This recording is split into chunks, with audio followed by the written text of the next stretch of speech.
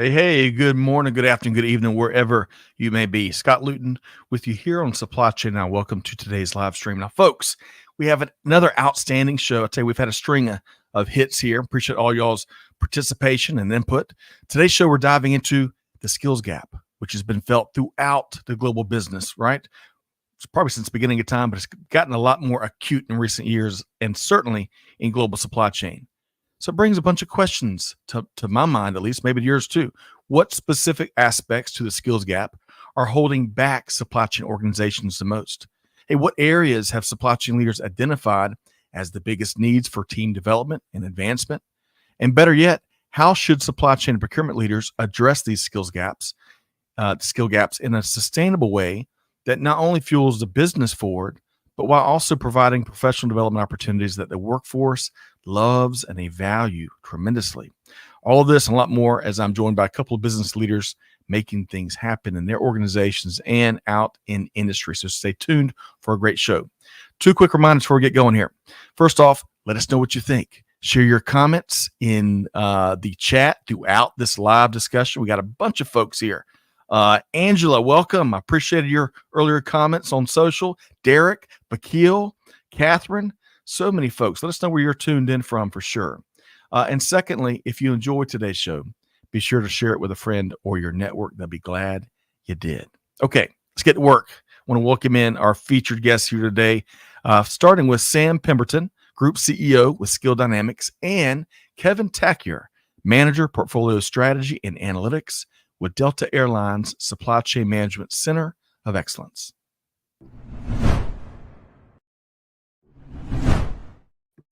All right. Hey, Sam, how you doing today? I am fantastically well. Hey, Scott. Hey, Kevin. How you doing? Great to see you. And Kevin, how are you doing? I'm doing great. Thanks, Scott. Man, both of y'all look like $1 million, or should I say $1 billion with inflation. We're getting that wrangled, though. We're getting that wrangled.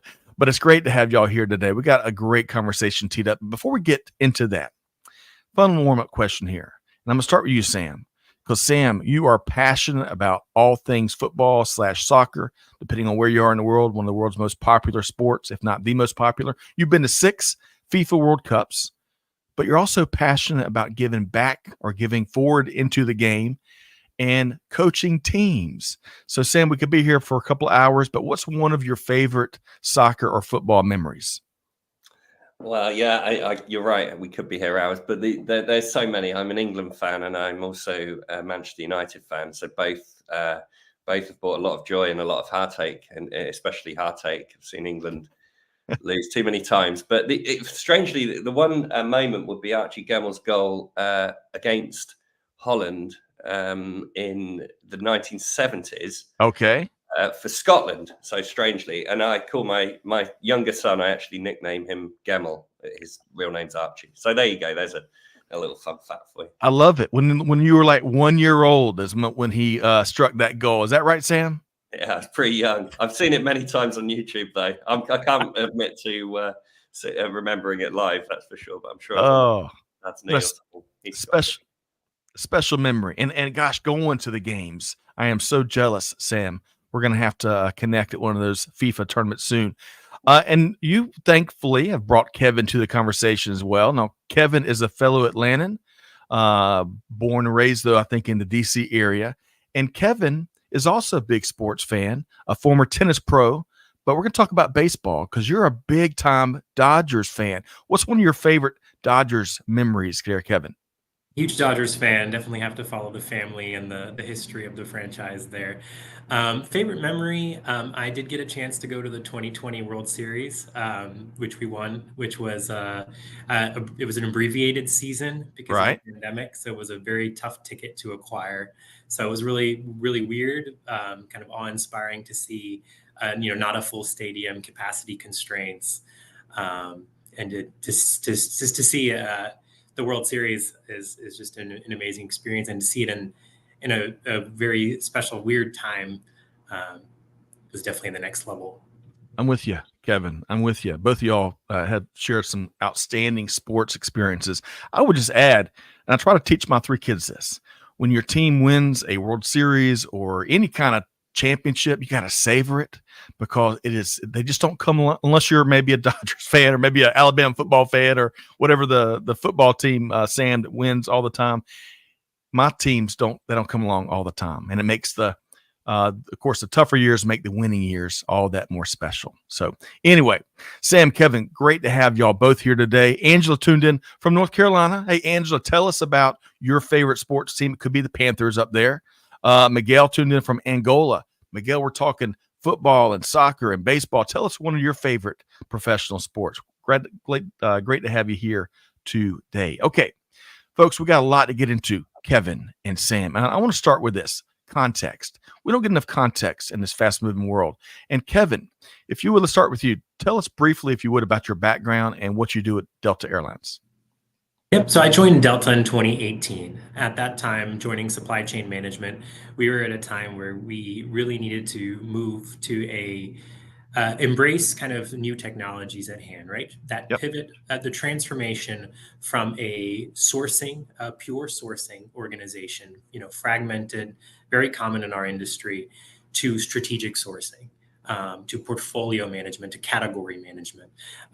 And the fundamentals behind that transformation are advanced analytics, portfolio strategy, category management, category strategy, less focus on, say, pure sourcing. Right. And kind of the day-to-day. It's easy to get really bogged down in those day-to-day pure sourcing, pure negotiation fundamentals.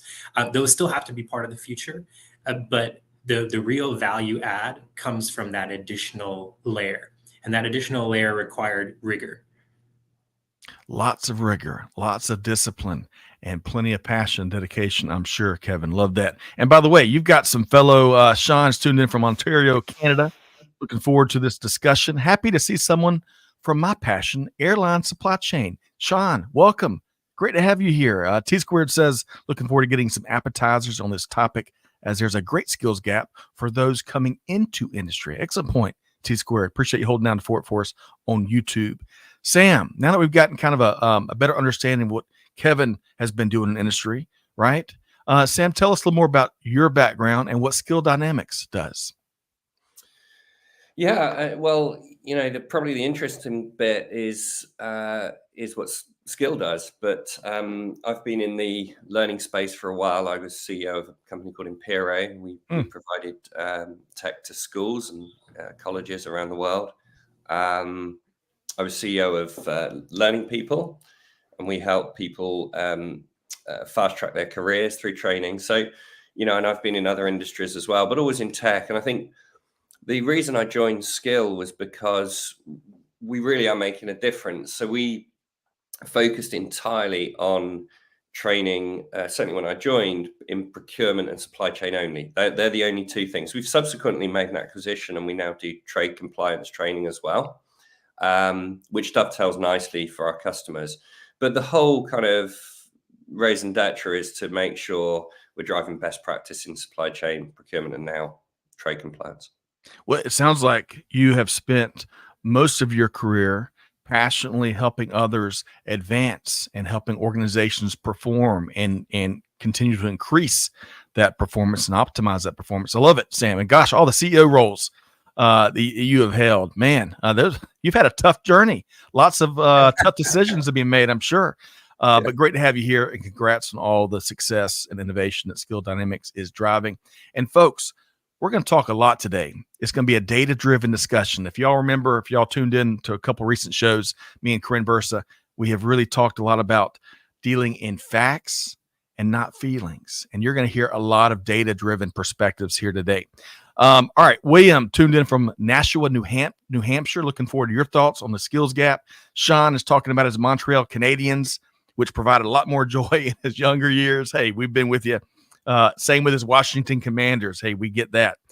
Maria tuned in again from Madrid, Spain, one of the beautiful global cities. Great to have you here. Okay. So now that we know a little more about Kevin and Sam, I want to set the table a bit. We were talking just a second ago about how data-driven this conversation is going to be, and those are some of my favorites. Tell us about some intriguing data related to our topic here today, Sam. Yeah, so, every year we, as a company, do a great deal of research, and we publish a skills report, or the skills report, Yep. which is targeted just at procurement and supply chain.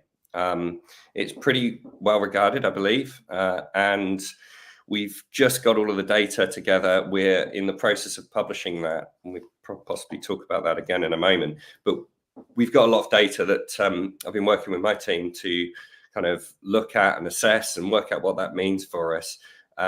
We've also got some data from our friends at Gartner, who have supplied some really interesting data as well. And I know Kevin and I go along to their trade shows, their symposiums. So in fact, we've shared a beer there before. So lots and lots of data. I totally agree with your point, by the way.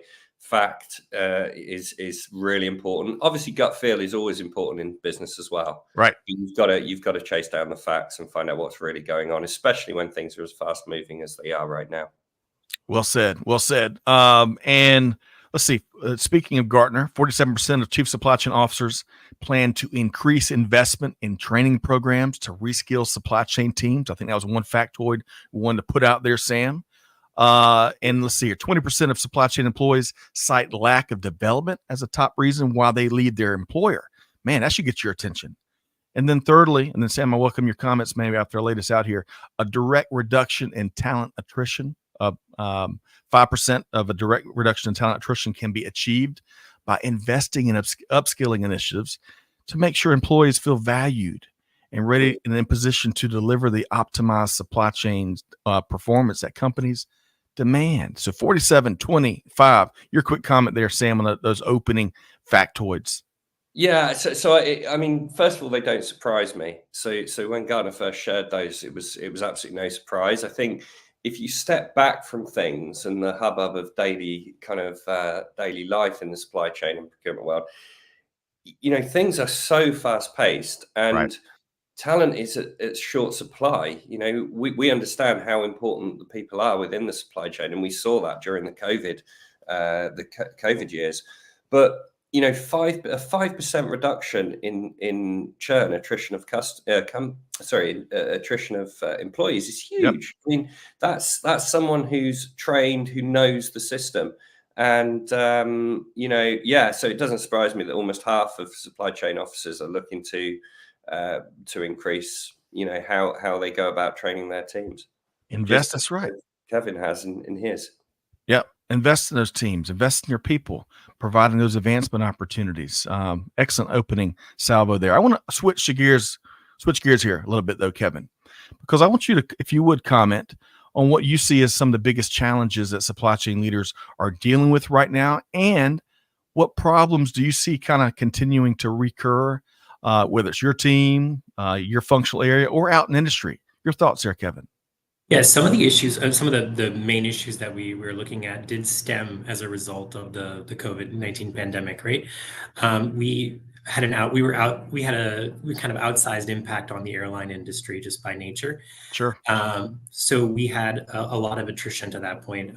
We were forced and put into a business spot where we had to offer early retirements and early voluntary separations, which created more attrition than that percent. Actually, 70% of the procurement professionals at Delta weren't in their spots 5 years ago. So when you look at that. When you look at that stat, it just shows how much of a need we have for the skills gap. The median age of the professional, went down inevitably as part of the hiring process post COVID. Yeah, man. Goodness gracious, folks! I told you it's going to be a data-driven discussion. We got to deal with facts so we can make a better path forward. Sam, how about you? When you think of the biggest challenges, Kevin mentioned a couple there, especially those that kind of are recurring. Right, because those are the ones that keep biting us and biting us and biting us. Your thoughts here, Sam? Yeah, so I think three of them are, ESG and all that has going on with it. That's such an important area. Geopolitical is another area, and then general governance around the business is changing as laws change, especially in the EU and United States.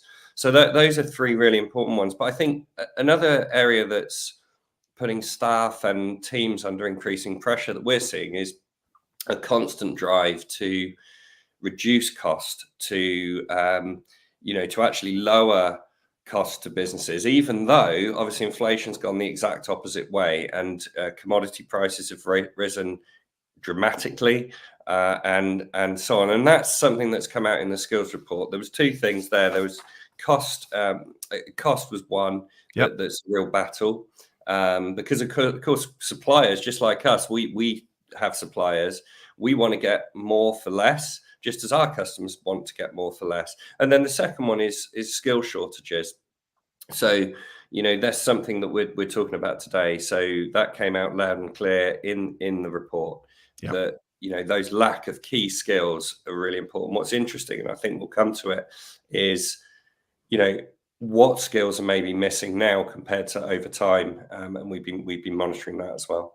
Yeah, good stuff there. And we are going to get into some of those specific skill sets in just a moment. Tyrone, this should be a good discourse, as it's been a long ignored issue in supply chain management, the skills gap. Excellent point, Tyrone. And we can't afford to ignore it. We got to put a bigger spotlight on it and make a better way. And Michael is a Packers fan. Hey, that quarterback's coming back. I think Jordan Love's coming back, so we'll see. And Angela is a big Panthers fan since the mid-'90s, but she don't like to admit it. Also a big Chapel Hill fan. UNC, the Tar Heels, man, they're tough, especially in basketball. All right, so you just touched on in the end of your response there, Sam. Again, the Skills Report 2024, folks. Skill Dynamics is releasing the Skills Report 2024 that you can get. It'll be available probably next week. And here's the deal. You can sign up on a wait list. So you're going to get the report just as soon as it comes out, even before the general public get it. So that opportunity is right here. We're going to go ahead and drop the link in the chat. You're one click away, and it's easy. I did it this morning. It's easy to sign up for it. But if I can, Kevin, and especially Sam, back to what you were touched on a minute ago. What CEOs are prioritizing kind of was one of the things you touched on. Bain & Company, recent research, I think it was released this week or last week, identified CEOs around the globe, some of their top priorities right now: AI, growth, inflation, and that geopolitical uncertainty, which you touched on a couple of those. Another survey of 3,000 U.S.-based CEOs shows that organizational resilience is still a top concern. Sam, back to Gartner. Gartner research showed that many CSCOs are concerned about their team's ability to successfully navigate just the next 12 months. So the time is now, and we can have data come out of our ears. The time is now to invest in your teams so they can find more success, which is fulfilling, and by extension, that powers organizations forward. But a quick follow-up question before I go back to Kevin. Sam, for you, just how crucial, we're establishing the call to action here. We're establishing not on our feelings, based on facts, how crucial it is to train your team with necessary skills to better handle the challenges that we know about, but then those curveballs that are coming our way already that are still in our blind spot. How crucial is it, Sam? Well, it's simply critical. Losing well-trained people is so detrimental to a business. I think it's amazing, Delta Airlines, that story there that Kevin's just, 70% new people. We're proud to work with Kevin and his teams to upskill people. But I think it's just something that's so important. It's not just because of churn, though, of people. It's not just retention issues. It's also because the world around us is changing massively. You just mentioned AI then, I think, Scott. And, that in itself, if you look back over the last few years in supply chain, the difference the way that AI has been embraced is incredible. And I have to say, I did an AI, part of my degree was in AI and computer science. And, I thought there was a lot of hype in the supply chain a few years ago at the shows. I've been staggered at the change and how that's been embraced. But the problem is, if you have the systems and processes all developing, but the people not catching up or keeping up or being ahead, you're in for a real fight. And that kind of hybrid economy of physical staff and digital staff is something that will become more and more important, which is why we've invested so heavily in our AI training. That's right. And technical skill sets are near the top of the priority list in terms of what organizations are looking for. Hey, Kevin, before I keep going a little further, do you want to comment on any? I know we've covered a lot of ground since the last time we worked you in. Any quick comment from you on what Sam is sharing? Yeah, well, thinking about Delta Airlines, right? One of our biggest promises is investing in our people, right? We're consistently ranked as one of the top places to work. Why, right? We invest in our people, we take care of our people, and then they in turn take care of our customers. So part of that investment has to be in professional development. It has to be in helping folks address their skills gap, helping them get those internal promotions. So it should, the corporate promise to giving them resources, and that's something we take very seriously. We really put our money where our mouth is there. Kevin, I love it. And as I shared pre-show, we're a big Delta fan here, and we see it. An investment is the right word, because you got organizations out there, Sam and Kevin, that all of us are aware of, that talk a great game, but it's that action. It's that action dedicated investment into the people, and those organizations set themselves apart for sure. All right, we're gonna keep driving, but I'm gonna hey, Bakil, this is a great question. What about climate change and war? Scott, going back to the CEO priorities, great question, Bakil. And according to this research was what the findings is what Bain and Company came up with. The Wall Street Journal reported on it. And what's interesting, kind of to your point, Bakil, is 60% of consumers put climate change as a bigger concern than it was just 2 years ago. However, according to research, CEOs, they've got a full plate with those other four priorities. So more to come, but great question, Bakil. Y'all keep them coming. Okay, our topic today, from skill gaps to talent excellence in supply chain. And we've got even more insights and perspective to discuss, especially with these treasure troves of findings from, again, that latest supply chain skills report, which our team sign up for the waiting list right here, one click away. It'll be available next week, and you'll get your copy before the rest of the world gets it. So, Sam, as we get more into this skills report and all the research your team put into it, any specific competencies that supply chain and procurement leaders are looking for in an ideal team? Your thoughts here, Sam? Yes. So one of the things that sticks out is that conversing with people is still really, really, really important in this ultra digital world. The soft skills that are critical to business remain. So that's one of the kind of core findings. About 62% of procurement leaders cited interpersonal skills as their most important area, and 75% supply chain executives. But the crucial bit here is that these are not just wishy-washy, very vague soft skills. These are soft skills that are honed towards what we do in supply chain. Right. So and in particular, some of the most sought skills in relation to what I've just said, 46% have said procurement, strategy, and contract management. Negotiation at 45%, and 44% say financial management. That's for procurement. Supply chain, quality and process improvement. I'm giving you a lot of stats here, Scott, so keep up. Quality and process improvement, 72% said. So that's quality and process improvement. Just reflect on that in a second. Transport and logistics, still high, 64%. And digital and analytical skills, 54%. So why would quality and process improvement be so high? Well, I think it's all to do with striving to best practice, right? We can't just take for granted that a company will improve, will get better, and indeed will beat competition. So, by having that always learning, constant learning, this kind of fire and forget type approach where you get a certification then forget about training for the rest of your life just doesn't work. I really passionately believe that. That's not to say, by the way, that education isn't important. Education's vitally important as well. Right. But training's different to education, and the constant need to train and keep abreast of what's happening in best practice is absolutely, the word I used before, critical. And keep the data points coming, Sam. You're talking my language. Probably talking Kevin's language is my hunch too. And folks, take this skills report, supply chain skills report we're offering, And I'd love for you to compare and contrast it with what you're seeing in your organization and give us the feedback. Also, I love the beginning of your response. Interpersonal skills was 62% of procurement leaders want more interpersonal skills for their team, 75% for supply chain executives. And what that makes me think, and Kevin, I'm coming to you next, but what that makes me think of, even in this technology age and how important technology is for global business, certainly global supply chain, the people still are the lifeblood, and the communication between the people. We got to be able to do that effectively and build rapport and problem solve, celebrate the good days, but get through the bad days. But Kevin, that's one of the things that stood out for me. When you heard all of that, what sticks out to you on this data and what you're seeing out in the industry?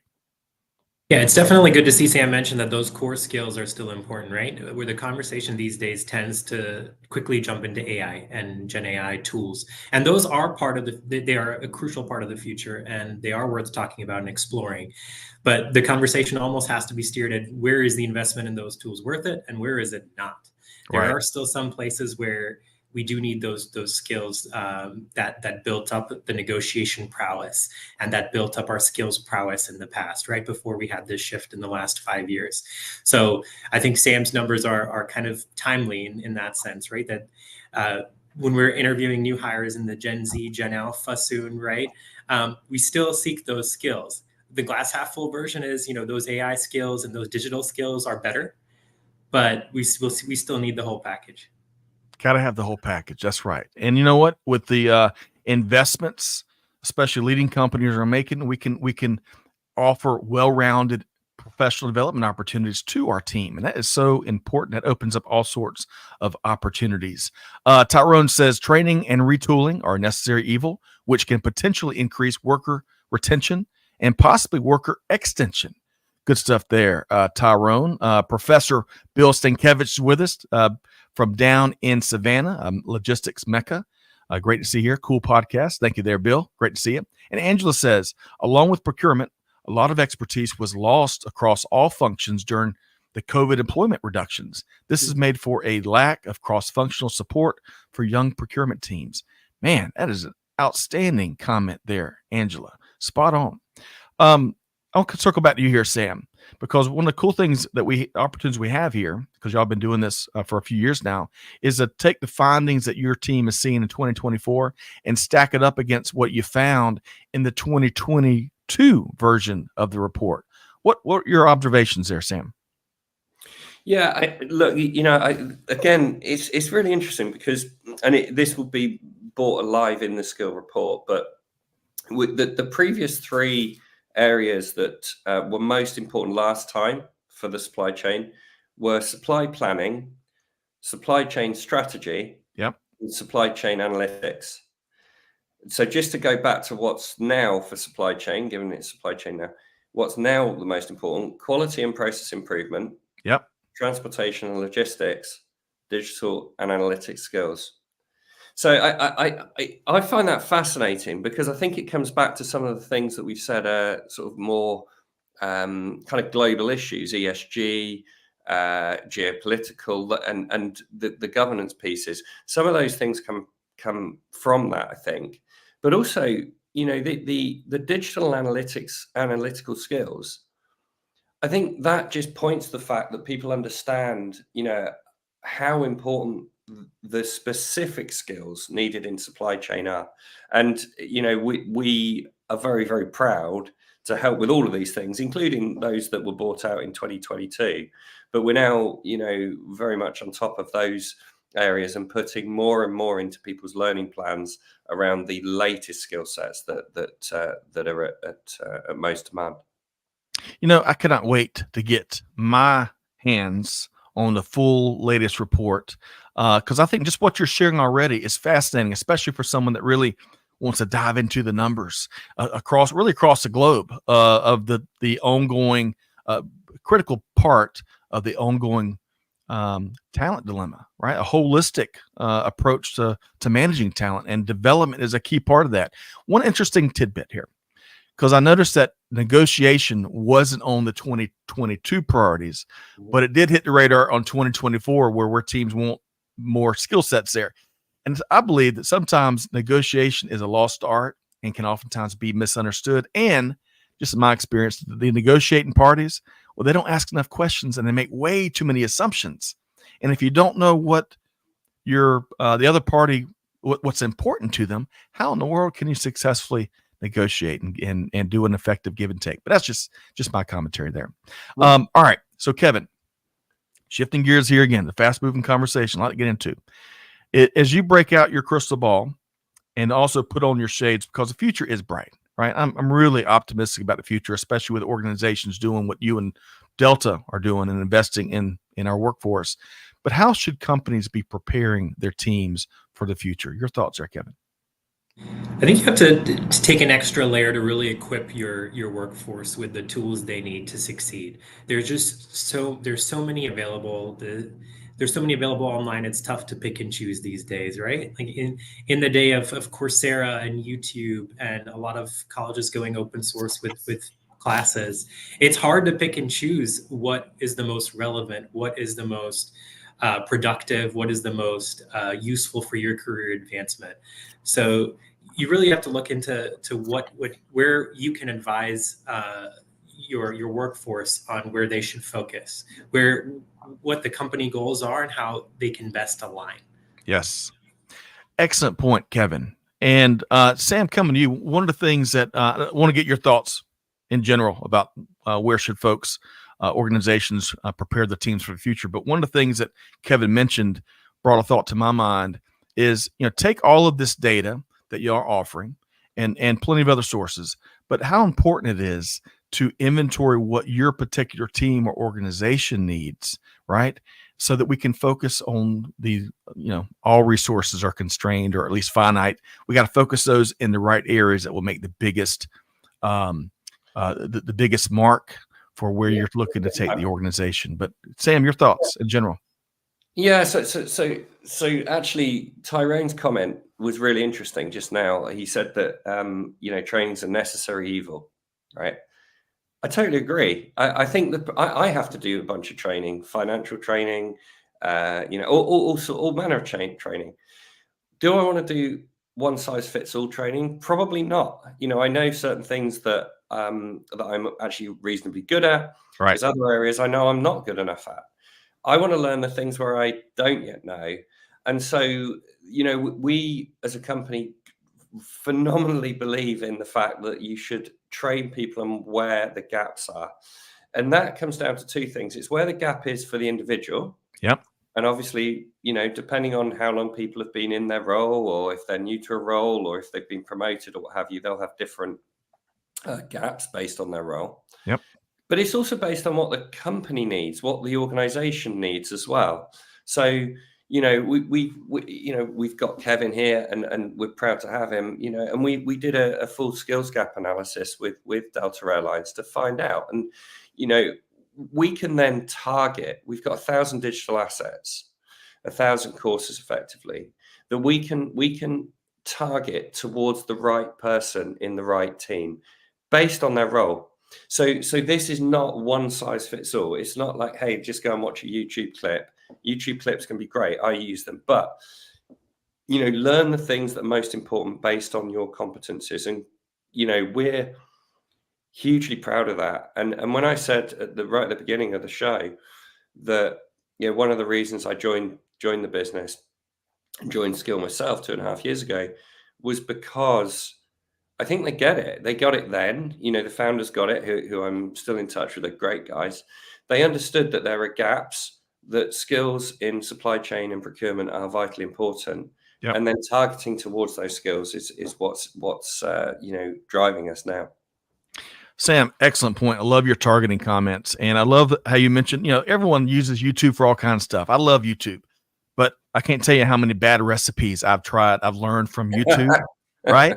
And what I've always wanted to do is learn what the best in their industries are doing and figure out what the tools they're using, whatnot. And gosh, if Kevin and the Delta Airlines team are using Skill Dynamics, hey folks, I bet more folks across the industry probably should take a look and kick the tires on it as well. 300,000 people, Sam, I believe, around the world using what y'all do. Yeah, we're very proud of that. What's that? Yeah, so I just say we're very, very proud of that. That's purely in supply chain and procurement. Those are professionals in our space. Wow. I think the other thing that your findings, key takeaway there, 69% of the survey respondents reported on the job training. But kind of to your point about the importance of targeting, only 17% reported mastering personalized programs targeted at skills gaps. Managers and leaders, we're not doing a good job there. We've got to really take that 17 and in a targeted manner help folks with where they need help. So excellent point there, Sam and Kevin. Your quick thoughts, especially about the targeting. I think of in the consulting world, you don't come in and just take what you did in the last company and apply it here. You do an assessment of where ABC company or the current company is and what their individual needs are. Your quick comment on the importance of assessing and targeting and then applying. I think that curation piece is very underrated, right? I mean, we're in a technology age where there's an abundance of materials, to your point about YouTube, to other resources. I appreciate Sam saying that what's important to Coca-Cola, or Disney is not necessarily what's important to us, just because we both have supply chain management organizations, right? They might be interested in bottlers and dealing with them, or there might be manufacturing that's dealing with. At Delta, we're less concerned with those aspects. So that curation piece is very underrated and very important. Excellent point. Excellent point. Okay, so let's talk about prioritization, right? It's an hourly task in these ever-moving, fast-moving times, especially in global supply chain. So, Sam, what would you say to supply chain leaders in terms of what they should prioritize when focusing on upskilling?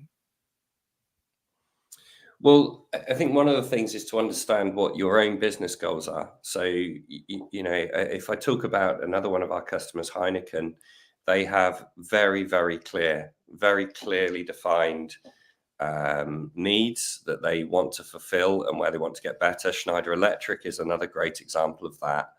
They came to us knowing that they had issues the same way as Delta Airlines did. Not issues that were, potentially threats to the business, but they knew that they could be even better.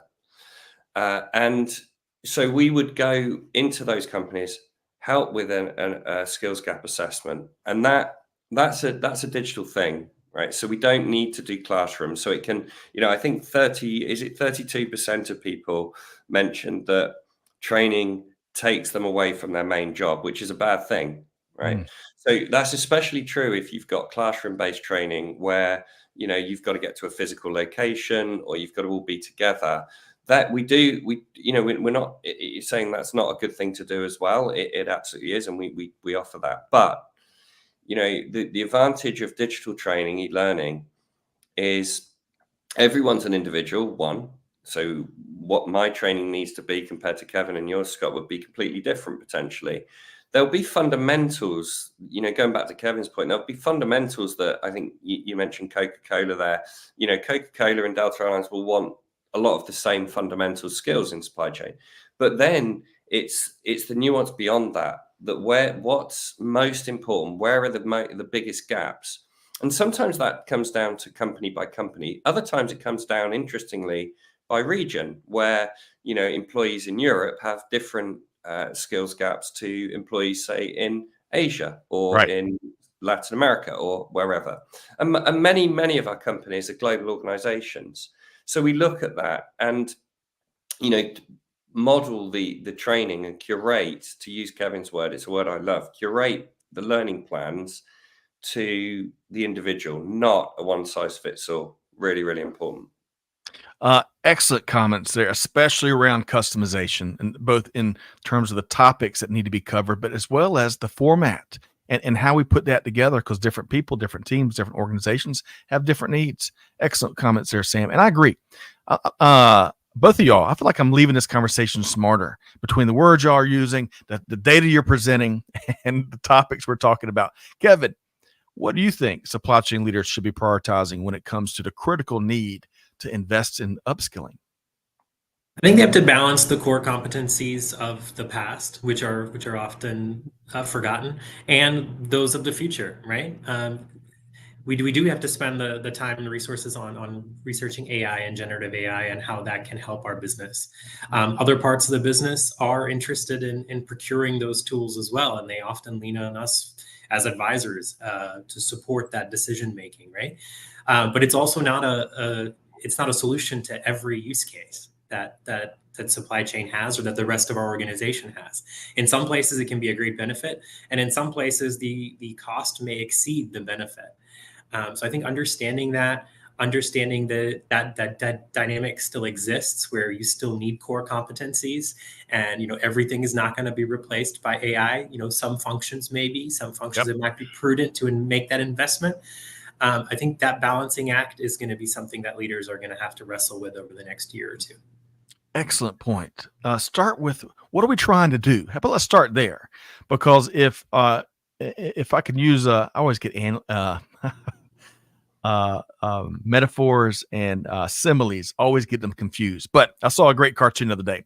AI was represented as a hammer, and it was being brought into a meeting. However, all the problems were illustrated as screws, right? But they were going to use that hammer on those screws, and we can't do that. We got to start with, what are we trying to do, and then work backwards to identify the best tool to get there. Sam, before I want to get some more advice from y'all both as we're coming around the home stretch, but something you said made me think of a couple of things. We've talked about Delta and Coca-Cola Company and Heineken and Schneider Electric, which I think was atop the Gartner top 25 supply chains here in recent years. Benchmarking comes to mind. Yeah. Sam, any comment you want to make about benchmarking and the opportunity we have here to do just that? Yeah. So thank you for reminding me. I should have mentioned that right out front. So benchmarking organizations against one another, not in a negative way, in a positive way. So if we're seeing that particular companies are doing a great job and are smashing things in a certain respect, we can learn from that. We can learn what training we gave them. We're not taking all the credit, of course. We'd take very little, but we would be proud that a company's doing well.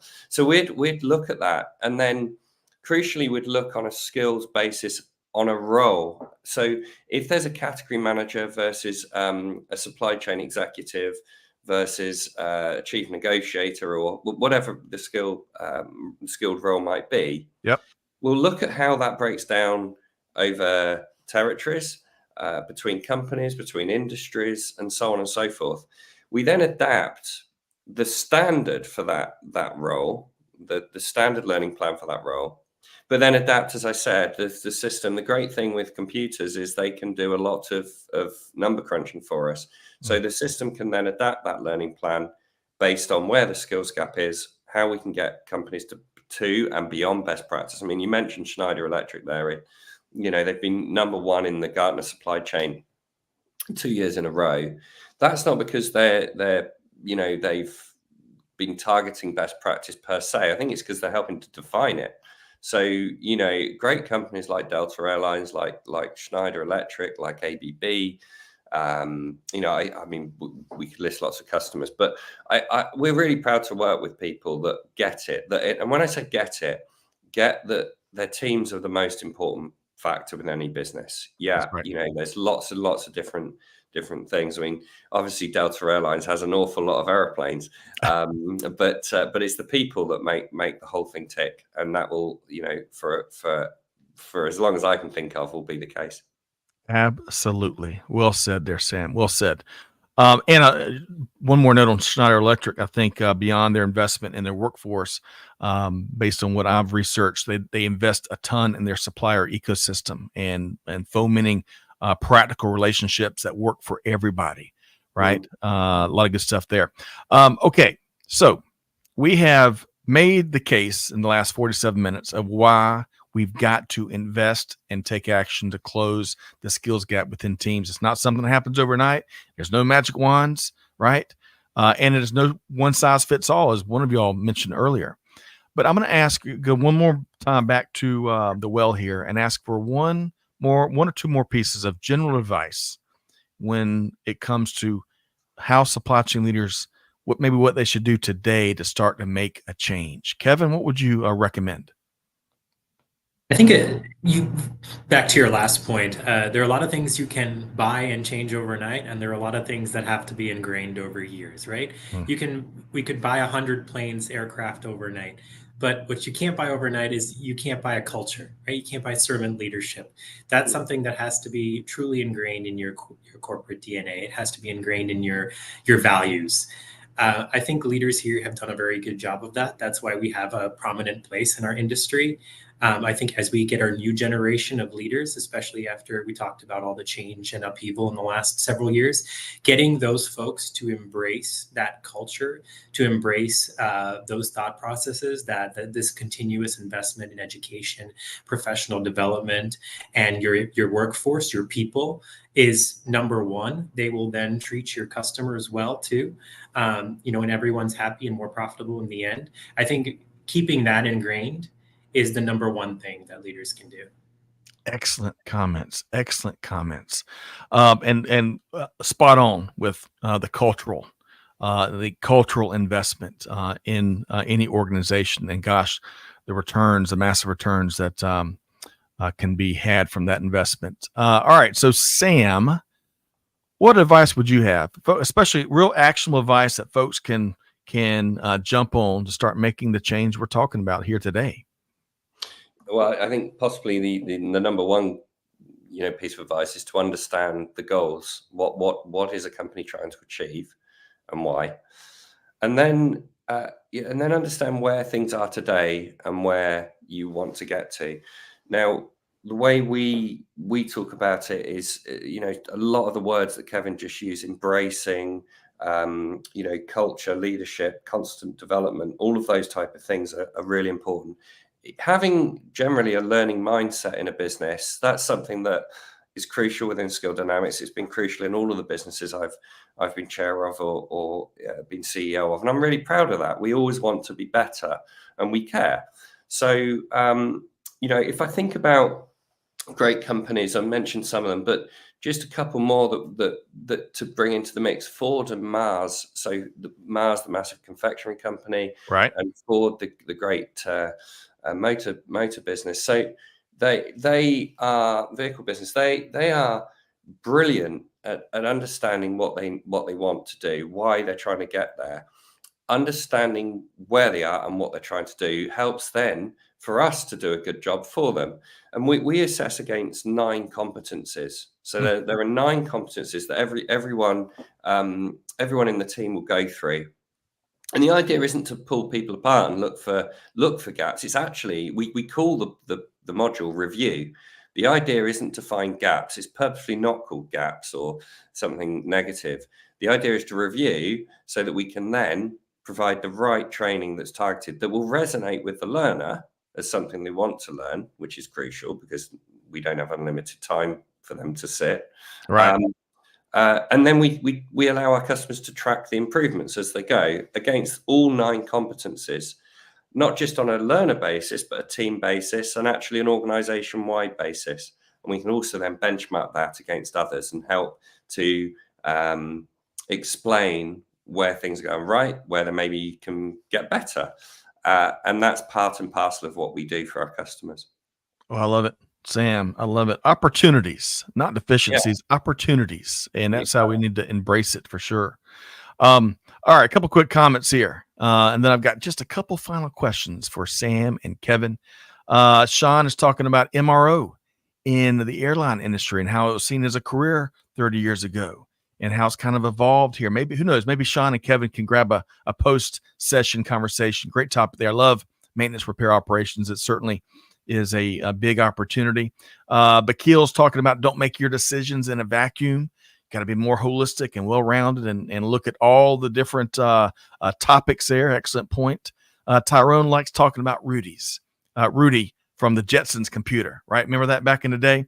And how Rudy or computers will never be a hindrance when properly used. Excellent point there, Tyrone. Who knows when the flying car is coming around? Kevin, Delta may not want those flying cars too soon there, right?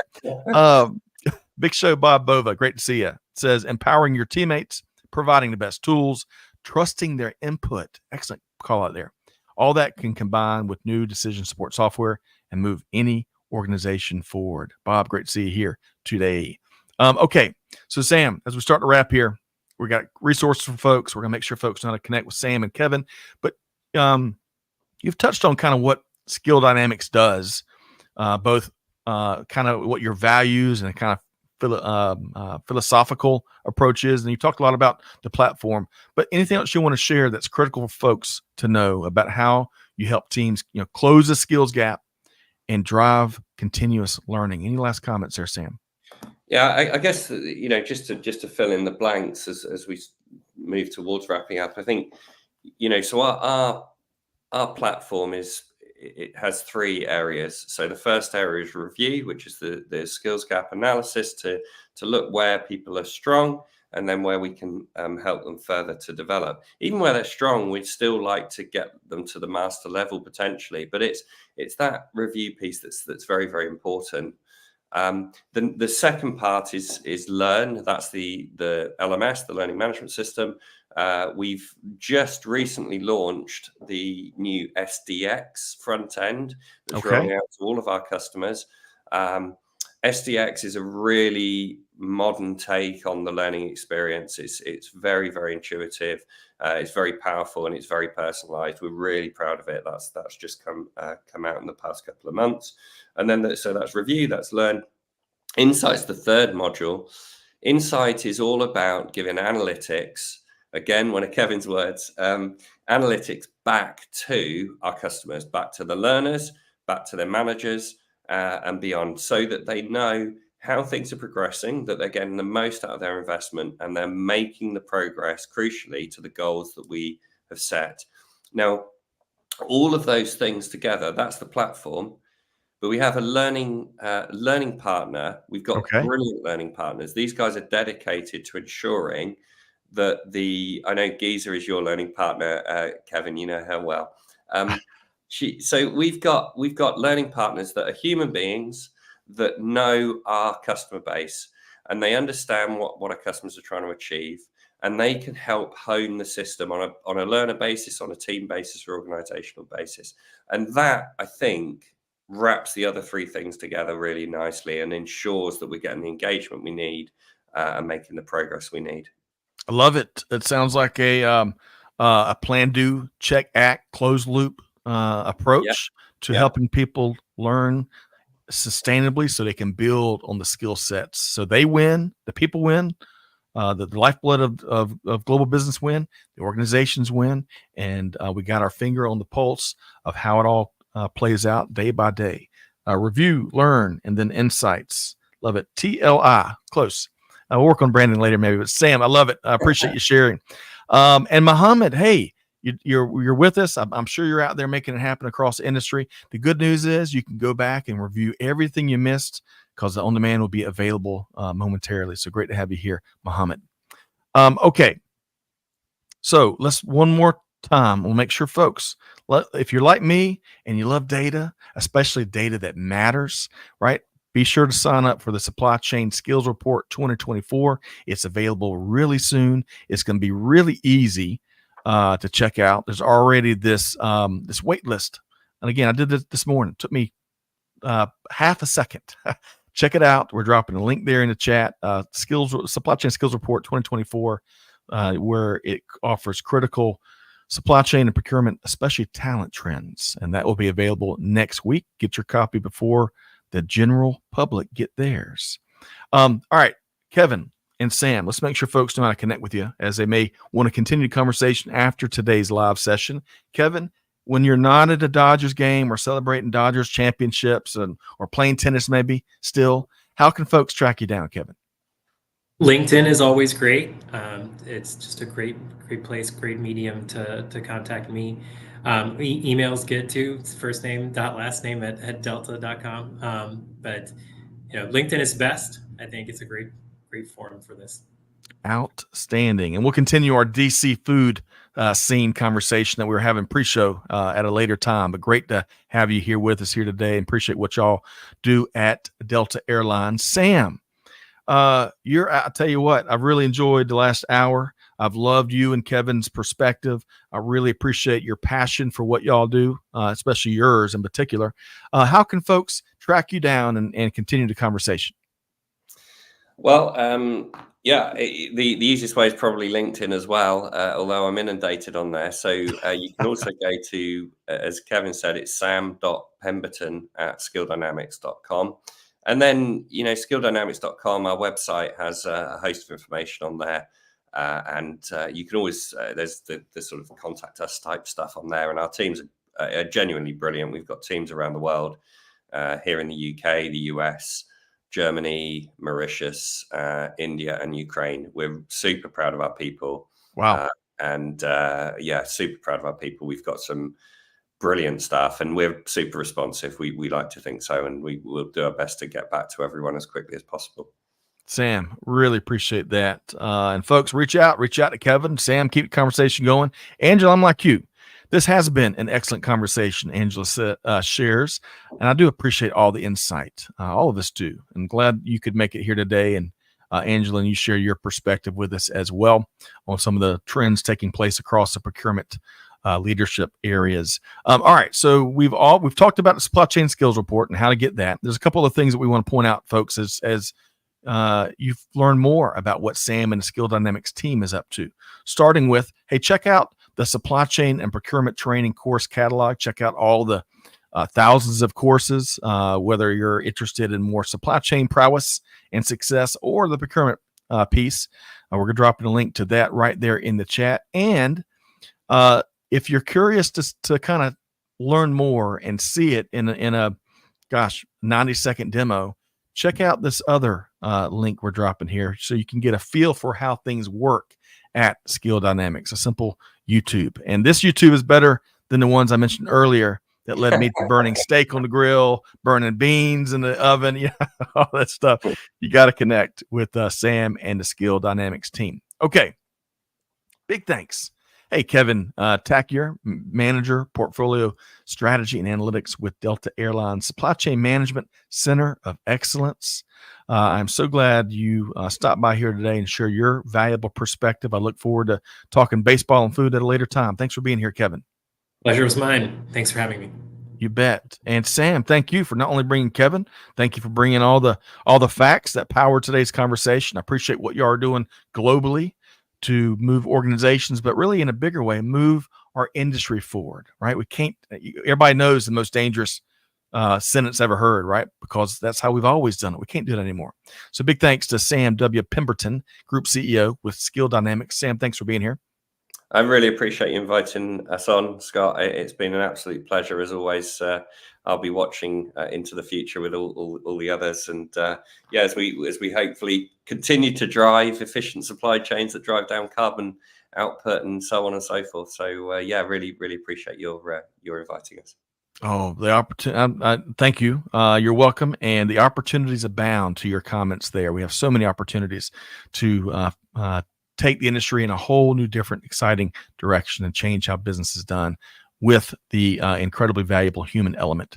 Folks, we have dropped the links to the last two resources that I shared right there. You're one click away from checking those out. Yes, Mohammed, the on-demand will be available soon on YouTube, so check that out. Eduardo, appreciate that. I thought it was an excellent time too. Again, I think I'm smarter leaving this conversation after Sam and Kevin have shared their perspective. But folks, here's the deal as we start to wrap. Hope you enjoy the conversation as much as I have. But here's your challenge. You got to take one thing that Sam or Kevin laid out here. There's lots of them. I got about 17 pages of takeaways. But just take one thing and put it into practice. Deeds, not words. Your team is ready to do business differently, to take care of your customers, your suppliers, the whole ecosystem in a 2024 way, not like we did it in 1982. So take action here today. And whatever you do, on behalf of our entire team here at Supply Chain Now, Scott Luton, challenge you, do good, give forward, be the change that's needed. And we'll see you next time right back here at Supply Chain Now. Thanks, everybody.